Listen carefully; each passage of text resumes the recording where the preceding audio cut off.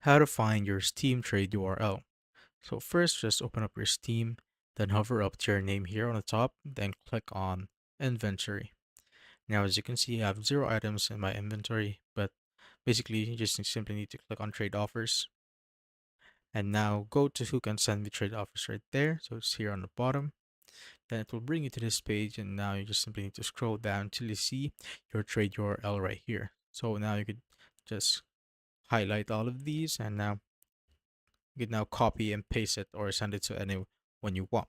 But as you can see right here, if you have shared or posted your URL and would like to stop receiving trade offers from it, creating a new URL will make those links inactive.